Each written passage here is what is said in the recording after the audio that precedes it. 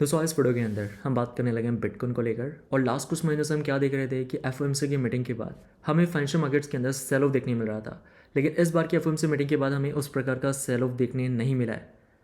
और Telegram channel के ऊपर हम डिस्कस कर चुके हैं कि हमें एफओएमसी की मीटिंग के अंदर क्या डिसीजन देखने मिला है पावल की तरफ से।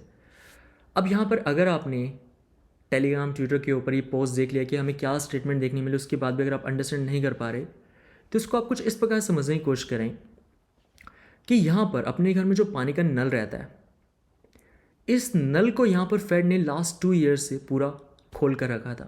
और जितनी स्पीड से पानी निकल रहा था उससे हम फेड की बैलेंस शीट के अंदर देख सकते हैं। और अब फेड क्या कर रहा है, इस पानी के नल को धीरे धीरे करके बंद कर रहा है। जो सिस्टम से लिक्विडिटी को सक करने की स्पीड थी उससे फेड की तरफ से कम किया जा रहा है। अब यहाँ पर हमें इस बार की मीटिंग के अंदर स्टेटमेंट ये देखने मिली एफओएमसी की तरफ से कि हर महीने जो हमें अभी तक 25 से 30 बिलियन डॉलर का रिडक्शन देखने मिल रहा था बैलेंस शीट के अंदर, अब यही रिडक्शन अप्रैल के फर्स्ट वीक के बाद से हमें हर महीने 5 बिलियन डॉलर से देखने मिलेगा। अब ये 1-2 बिलियन डॉलर ऊपर नीचे हो सकता है, हमें फेड की तरफ से एस्टिमेटेड आइडिया मिलता है। अगर हम लास्ट ईयर देखते हैं तो किसी मंथ हमें 55 बिलियन डॉलर का रिडक्शन देखने मिल रहा था बैलेंस शीट के अंदर, किसी महीने हमें 60 बिलियन डॉलर का रिडक्शन देखने मिल रहा था। फिर एफओएमसी की तरफ से डिसीजन लिया जाता है कि इसे यहाँ पर कम किया जाए, पानी के नल को थोड़ा बंद किया जाए। तो उसके बाद से हर महीने 25 से 30 बिलियन डॉलर का हमें रिडक्शन देखने मिला फेड बैलेंस शीट के अंदर। और अभी के टाइम पर पानी के नल को और बंद कर दिया जा चुका है और ये आ चुका है रिडक्शन का लेवल 5 बिलियन डॉलर के ऊपर। मार्केट क्या एंटिसिपेट कर रहा था कि हमें फेड की तरफ से क्वांटिटी टाइटिंग पोज की स्टेटमेंट देखने मिल सकते हैं कि यहाँ पर फेड क्वांटिटी टाइटिंग को पोज कर सकता है मई या उसके पहले। इस मीटिंग के अंदर हमें पोज को लेकर स्टेटमेंट देखने नहीं मिली, लेकिन फेड की तरफ से जो डिसीजन हमें देखने मिला है कि ये बैलेंस शीट के अंदर जिस स्पीड से रिडक्शन कर रहे थे उस स्पीड को यहाँ पर 5 टाइम्स कम कर चुके हैं। अब यहाँ पर दोस्तों इस बात की पॉसिबिलिटी है कि आने वाले महीनों के अंदर हो सकता है मई के अंदर, जहाँ पर 100% मार्केट की एकदम पॉसिबिलिटी है कि हमें मई की मीटिंग के अंदर ही क्वांटिटी टाइटिंग पोस्ट देखने मिले। ये तो हमें आने वाले वक्त में पता लगेगा, लेकिन इस बात का ध्यान रखें इस बार की मीटिंग जो कि फाइनेंशियल मार्केट्स के लिए पॉजिटिव थी, अभी के टाइम पर अगर मार्केट के ऊपर इम्पैक्ट नहीं आ रहा तो ध्यान रखें कि जैसा कि हमने देखा कि लास्ट 2 ईयर्स के अंदर जिस रिडक्शन की स्पीड से या जिस स्पीड से हमें बैलेंस शीट के अंदर रिडक्शन देखने मिला था, उस स्पीड को यहाँ पर अभी के टाइम पर फेड ऑलमोस्ट बॉटम पर लेकर आ चुका है। एंड दोस्तों आज इस वीडियो के अंदर हम बात करने लगे हैं स्टेबल कॉइन्स के काफ़ी इंपॉर्टेंट स्टैट्स को लेकर, जहाँ पर हमें बिटकॉइन एंड ओवरऑल मार्केट को लेकर यहाँ पर क्लैरिटी मिलती है। सो डायरेक्टली चलते हैं स्क्रीन के ऊपर। फर्स्ट ऑफ ऑल यहाँ पर अगर हम स्टेबल कॉइन के मार्केट कैप को देखते हैं तो यहाँ पर हमने स्टेबल कॉइन्स के मार्केट कैप के अंदर USDT एंड USDC को सिलेक्ट करके रखा है। यहाँ पर हमने FDUSD डाई या फिर फ्रेक्स के स्टेबल कॉइन को इसलिए सिलेक्ट नहीं किया क्योंकि उनका मार्केट कैप कम है और मार्केट को अभी के टाइम पर जो लीड कर रहे हैं वो ये दो यहाँ पर स्टेबल कॉइन है USDT और USDC, जिनका अभी के टाइम पर हम टोटल मार्केट कैप देखते हैं जो कि है 202 बिलियन डॉलर के ऊपर। अब यहाँ पर अगर हम इस चार्ट के अंदर बिटकॉइन को ऐड करते हैं सो यहाँ पर हम क्या देख रहे हैं, अगर हम लास्ट ईयर चलते हैं जिस टाइम पर बिटकॉइन मार्च 2024 के अंदर 74,000 डॉलर के ऊपर पीक करता है, ये वो टाइम रहता है जिस टाइम पर bitcoin knew all time high लगाता है। और इस ऑल टाइम हाई लगाने के बाद अगर हम टाइम फ्रेम को मेज़र करते हैं तो लगभग बिटकॉइन 240 डेज़ के अराउंड एक ही रेंज के अंदर कंसोलिडेट करता है और इस टाइम के अंदर हमें बिटकॉइन में बॉटम देखने मिलता है। लेकिन अगर हम इस टाइम फ्रेम को यहाँ पर स्टेबल कॉइन्स के मार्केट कैप में देखते हैं तो USDT और USDC का मार्केट कैप इस टाइम फ्रेम के अंदर ऑलमोस्ट 21 बिलियन डॉलर से इंक्रीज करता है। बिटकॉइन एक ही रेंज के अंदर ट्रेड कर रहा होता है और स्टेबल कॉइन्स के मार्केट कैप के अंदर हमें इंक्रीमेंट देखने मिलता है 21 बिलियन US डॉलर से। इसका क्या मतलब है कि जब बिटकॉइन एक ही रेंज के अंदर कंसोलिडेट कर रहा होता है उस टाइम के अंदर USDT एंड USDC को मार्केट के अंदर मिंट किया जाता है। और मिंट तब किया जाता है जब स्टेबल कॉइन्स के मार्केट के अंदर डिमांड बनती है। अगर मार्केट के अंदर स्टेबल कॉइन्स की डिमांड नहीं है तो टैथर या फिर अगर हम सर्कल की बात करते हैं तो ये भी मार्केट के अंदर स्टेबल कॉइन्स को मिंट नहीं करते हैं। तो इस बात का ध्यान रखें, जब भी मार्केट के अंदर स्टेबल कॉइन को मिंट किया जा रहा है तो तभी हमें मिंटिंग देखने मिलेगी जब मार्केट के अंदर स्टेबल कॉइन्स की डिमांड है। अगर डिमांड नहीं है तो यहाँ पर स्टेबल कॉइन्स को मिंट भी नहीं किया जाता। डिमांड के हिसाब से स्टेबल कॉइन्स को मार्केट के अंदर मिंट किया जाता है, राइट। अब यहाँ पर इस टाइम फ्रेम के अंदर हमने क्या देखा कि जब हमें 21 बिलियन डॉलर का इंक्रीमेंट देखने मिला स्टेबल कॉइन्स के सप्लाई के अंदर, उस टाइम पर बिटकॉइन एक ही रेंज के अंदर ट्रेड करता है और उसके बाद बिटकॉइन यहाँ पर लगभग 240 डेज के बाद रैली करता है, और इस 6 से 7 महीने के अंदर सिर्फ हमें स्टेबल कॉइन्स की सप्लाई इंक्रीज करती हुई नज़र आती है, ना कि इस टाइम फ्रेम के अंदर बिटकॉइन का प्राइस इंक्रीज करता है। अब यहाँ पर जब भी हम बात कर रहे हैं मार्केट के बुलिश मोमेंटम को लेकर या फिर अप ट्रेंड को लेकर, तो अगर मार्केट के अंदर स्टेबल कॉइन्स की सप्लाई इंक्रीज नहीं हो रही या फिर मार्केट के अंदर कोई भी स्टेबल कॉइन्स को परचेज नहीं कर रहा, अगर हम वेल्स की साइड से बात करते हैं, तो उस टाइम पर स्टेबल कॉइन्स को मिंट भी नहीं किया जाएगा। और स्टेबल कॉइन्स को अगर मिंट नहीं किया जाएगा, दैट मीन्स यहाँ पर वेल्स क्रिप्टो के अंदर बाइंग करने के लिए इंटरेस्टेड नहीं है। तो अगर हम जब भी स्मार्ट मनी या फिर वेल्स की बात करते हैं, तो जब भी इन्हें क्रिप्टो में इन्वेस्ट करना, तो पहले इन्हें स्टेबल कॉइन्स को परचेज करना होगा, और स्टेबल कॉइन्स को परचेज करने के लिए मार्केट के अंदर डिमांड बनेगी, और डिमांड के हिसाब से मार्केट के अंदर स्टेबल कॉइन को मिंट किया जाएगा। तो यहाँ पर लास्ट ईयर देखा जा सकता है, हमने लास्ट ईयर मल्टीपल वीडियोज़ में डिस्कस किया था यूएसडीटी की सप्लाई को लेकर, मार्केट कैप को लेकर, कि बिटकॉइन यहाँ पर टॉप कर चुका था, लेकिन बिटकॉइन के टॉप करने के साथ ही में यहाँ पर एक तरफ हमें यूएसडीटी के मार्केट कैप के अंदर इंक्रीमेंट देखने मिल रहा था, दूसरा बिटकॉइन के अंदर हमें डिक्लाइन देखने मिल रहा था। लेकिन एक ऐसा वक्त जिसके बाद बिटकॉइन के अंदर हमें पैराबोलिक रन देखने मिलता है, क्योंकि जितना स्टेबल कॉइन मार्केट के अंदर मिंट किया गया था, ये स्टेबल कॉइन बिटकॉइन या क्रिप्टो के अंदर इन्वेस्ट नहीं किया गया था, ये सारा यहाँ पर स्टेबल कॉइन साइडलाइन के अंदर था, और साइडलाइन के अंदर रखा यहाँ पर स्टेबल कॉइन किसी भी टाइम मार्केट के अंदर इन्वेस्ट किया जा सकता है। एंड जब तक स्टेबल कॉइन साइडलाइन के अंदर रहेगा, तो इसका इंपैक्ट हमें रियल टाइम के अंदर क्रिप्टो में देखने नहीं मिलेगा। लेकिन जब साइडलाइन के अंदर रखा स्टेबल कॉइन मार्केट में इन्वेस्ट किया जाएगा, तो उसका इंपैक्ट यहाँ पर बिटकॉइन के प्राइस में देखा जा सकता है। अब यहाँ पर दोस्तों, अगर हम स्टेबल कॉइन्स के मार्केट कैप में सिर्फ और सिर्फ यूएसडीटी को यहाँ पर सेलेक्ट करके रखते हैं, और अगर हम यहाँ पर देखें कितना हमें मार्केट कैप के अंदर इंक्रीमेंट देखने मिला उस टाइम पर, तो सिर्फ अगर हम यूएसडीटी के मार्केट कैप को देखते हैं, तो हमें लगभग 16 बिलियन डॉलर का यहाँ पर इंक्रीमेंट देखने मिला था, जब बिटकॉइन एक ही रेंज के अंदर कंसोलिडेट कर रहा होता है। अगर हम यहाँ पर यूएसडीटी को हटाकर यूएसडीसी की सप्लाई को देखते हैं, तो हमें इस टाइम फ्रेम के अंदर यूएसडीसी के मार्केट कैप में 5 बिलियन डॉलर का यहाँ पर इंक्रीमेंट देखने मिला। तो इस टाइम फ्रेम के अंदर यूएसडीटी को यहाँ पर यूएसडीसी के कंपैरिजन में ज़्यादा मिंट किया गया था। अब यहाँ पर अगर हम करंट सिचुएशन में देखते हैं, तो करंट सिचुएशन के अंदर जहाँ पर हमें बिटकॉइन में टॉप देखने मिलता है 20 जैन के अराउंड, अगर हम इस लेवल को मार्क करते हैं, तो अभी तक यहाँ पर बिटकॉइन के अंदर टॉप से लेकर लगभग हमें 30% तक का करेक्शन देखने मिल चुका है। और इस करेक्शन के फेज़ के अंदर अगर हम यूएसडीटी और यूएसडीसी की सप्लाई को देखते हैं, जहाँ पर 191 बिलियन डॉलर से लगभग 11.73 बिलियन डॉलर का इंक्रीमेंट देखने मिला है, जिस टाइम पर हमें बिटकॉइन में एक करेक्शन देखने मिल रहा है, और इस टाइम के अंदर हमें यूएसडीटी की सप्लाई के अंदर यूएसडीसी की सप्लाई के अंदर इंक्रीमेंट देखने मिल रहा है। अब यहाँ पर दोस्तों लगभग हमें 12 बिलियन डॉलर का इंक्रीमेंट देखने मिला है लास्ट 2 मंथ्स के अंदर।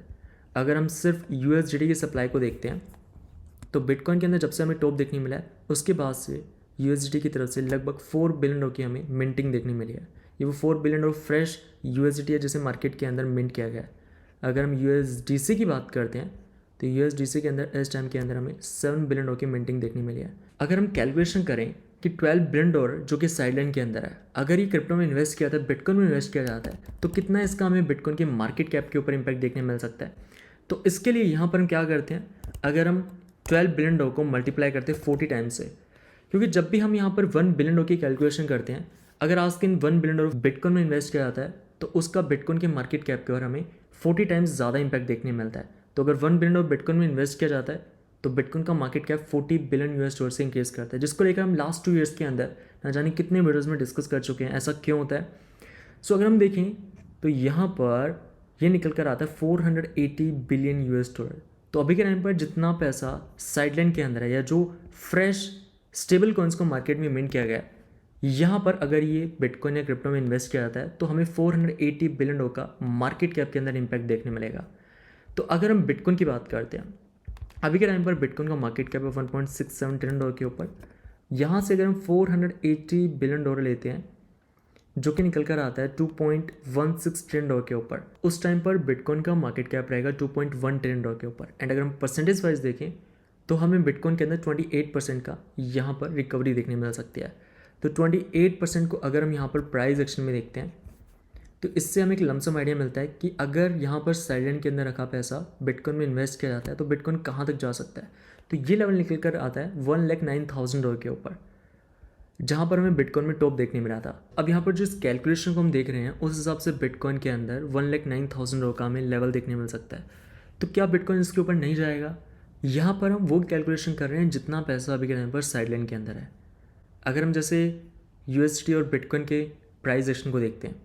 तो लास्ट 7 मंथ्स के अंदर, अगर हम लास्ट ईयर देखते हैं तो जितना 7 मंथ्स के अंदर 20 बिलियन डॉलर को मार्केट के अंदर मिंट किया गया था, जिस टाइम पर बिटकॉइन ने अपने ऑल टाइम हाई को ब्रेक किया, उसके बाद अगर हम यहाँ पर मेज़र करते हैं तो ये वो टाइम रहता है जहाँ पर नेक्स्ट 35 डेज़ के अंदर 20 बिलियन डॉलर को मार्केट में मिंट किया जाता है टेथर की तरफ से। तो सिंपल वर्ड्स में कहा जाए तो 7 मंथ्स में जितना स्टेबल कॉइन मिंट हुआ उतना ही स्टेबल कॉइन यहाँ पर 1 महीने के अंदर मिंट कर दिया गया, जब यहाँ पर बिटकॉइन फिर से अपने प्रीवियस ऑल टाइम हाई को अपसाइड की तरफ ब्रेक करता है। और अभी के टाइम पर जितना स्टेबल कॉइन मार्केट के अंदर है उससे बिटकॉइन फिर से 1,09,000 डॉलर के लेवल को रीच कर सकता है, अगर तो साइडलाइन के अंदर रखा पैसा फिर से इन्वेस्ट किया जाता है। अब यहाँ पर अगर हम सर्कल के वॉलेट को देखते हैं तो यहाँ पर हम क्या देख रहे हैं कि लास्ट 2 मंथ से USDT के कंपैरिजन के अंदर सर्कल की तरफ से यहाँ पर USDC को मिंट किया जा रहा है। जैसा कि यहाँ पर हमने वीडियो के स्टार्टिंग में देखा कि अभी के टाइम पर USDT से ज़्यादा मार्केट के अंदर USDC को मिंट किया जा रहा है। एंड यहाँ पर देखा भी जा सकता है कि लास्ट 1 आवर के अंदर मिलियंस ऑफ डॉलर यहाँ पर सर्कल की तरफ से मिंट किए गए हैं। अब यहाँ पर अगर हम नल एड्रेसेस को ट्रैक करते हैं तो जितने भी यहाँ पर नल एड्रेस हैं ये हमें क्या बताते हैं कि नल एड्रेस के थ्रू कितना यहाँ पर USDC मार्केट के अंदर मिंट किया जा रहा है। रिसेंटली यहाँ पर सर्कल की तरफ से 9 मिलियन $, 4.5 मिलियन $, साथ ही में यहाँ पर देखा जा सकता है कि 100 मिलियन $, 5 मिलियन $। अगर हम और पीछे जाकर देखते हैं तो यहाँ पर भी देखा जा सकता है कि सर्कल की तरफ से 4 आवर्स पहले 30 मिलियन $, 50 मिलियन $, का यहाँ पर अगर हम USDC की बात करते हैं जिसे मिंट किया गया है 77 मिलियन डॉलर के वर्थ के USDC को मार्केट के अंदर मिंट किया गया। तो यहाँ पर कॉन्टिन्यूसली सर्कल की तरफ से भी के टाइम पर USDC को मिंट किया जा रहा है। और अगर हम यहाँ पर देखें तो जितना भी ये जो स्टेबल कॉइन है नल एड्रेस से जा रहा है सर्कल के हॉट वॉलेट के अंदर, एंड सर्कल के हॉट वॉलेट से ये स्टेबल कॉइन को विड्रॉ किया जा रहा है एक्सचेंजेस के ऊपर। अब यहाँ पर इस बात का ध्यान रखो, मार्केट्स 2 ही सिचुएशंस के अंदर क्रैश करते हैं। या तो मार्केट का टॉप लग चुका है और हम डाउन ट्रेंड में आ चुके हैं तो मार्केट क्रैश करते हैं, या फिर अगर हमें ग्लोबल क्राइसिस देखने मिल रहा है जैसा कि लास्ट 2 मंथ्स में हम देख रहे हैं कि टैरिफ की वजह से मार्केट क्रैश कर रहे हैं। इन दोनों ही सिचुएशंस के बीच में हमें डिफरेंस को पता होना चाहिए। यहाँ पर मार्केट्स में जो हमें क्रैश देखने मिला है स्टॉक मार्केट क्रिप्टो मार्केट के अंदर, ये क्रैश आया है टैरिफ की वजह से। अगर यहाँ पर मार्केट का टॉप लग चुका है, अगर stock market crypto market top लगा चुका है, तो उस टाइम फ्रेम के अंदर हम सभी के लिए ये भी देखना ज़रूरी है कि उस टाइम पर लिक्विडिटी के अंदर भी हमें डाउन ट्रेंड देखने मिलता है। अगर हम स्टेबल कॉइन्स की साइड से बात करते हैं तो उस टाइम पर मार्केट के अंदर स्टेबल कॉइन्स की डिमांड नहीं रहती। उस टाइम पर वेल्स स्टेबल कॉइन्स को परचेज नहीं कर रही होती। जब मार्केट का टॉप लग चुका होता है तो वेल्स स्टेबल कॉइन्स को सेल करके फिएट में कन्वर्ट करते हैं, क्रिप्टो को सेल कर रही होती है उस टाइम पर। तो डिफरेंस समझना हम सभी के लिए जरूरी है। अगर मार्केट के अंदर स्टेबल कॉइन की डिमांड बन रही है दैट मीन्स अभी के टाइम पर मार्केट का टॉप नहीं लगा है। अगर मार्केट के अंदर स्टेबल कॉइन की डिमांड नहीं है और यहाँ पर प्राइस एक्शन के साथ में हमें स्टेबल कॉइन्स के सप्लाई के अंदर भी डाउन ट्रेंड देखने मिल रहा है, दैट मीन्स बिग प्लेयर्स यहाँ पर स्टेबल कॉइन्स को बाय करके क्रिप्टो में इन्वेस्टमेंट करने के लिए इंटरेस्टेड नहीं है। मतलब यहाँ पर हम साइकिल टॉप देख चुके हैं। अब यहाँ पर काफ़ी इन्वेस्टर्स का कंसर्न है क्या यहाँ पर नेक्स्ट FOMC मीटिंग तक मार्केट रिकवर नहीं होंगे। तो इसका आंसर यहाँ पर आपको फेड बैलेंस शीट के चार्ट में देखने मिल जाएगा। अगर हम यहाँ पर फेड की बैलेंस शीट को ओपन करते हैं तो अभी के टाइम पर फेड की बैलेंस शीट ट्रेड कर रही है 6.76 ट्रिलियन $, के ऊपर।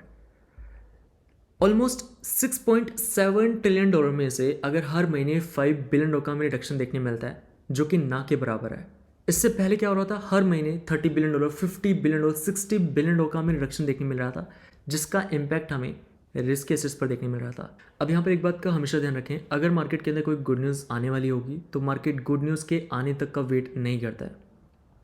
अगर तो हमें मई के अंदर गुड न्यूज़ मिलने वाली होगी तो मार्केट उस टाइम तक यहाँ पर वेट नहीं करेगा, उसके पहले हमें मार्केट के अंदर उसका रिएक्शन देखने मिलता है। जब भी गुड न्यूज़ आने वाली होती है उसके पहले हम देखते हैं कि मार्केट उसके ऊपर हमें मूव करते हुए नजर आते हैं, चाहे वो अपसाइड की तरफ हो डाउन साइड की तरफ। अगर बैड न्यूज़ है तो पहले ही मार्केट के अंदर में करेक्शन मिल जाता है। अगर गुड न्यूज़ आने वाली होती है तो मार्केट्स के अंदर में पहले ही रिकवरी देखने मिल जाती है।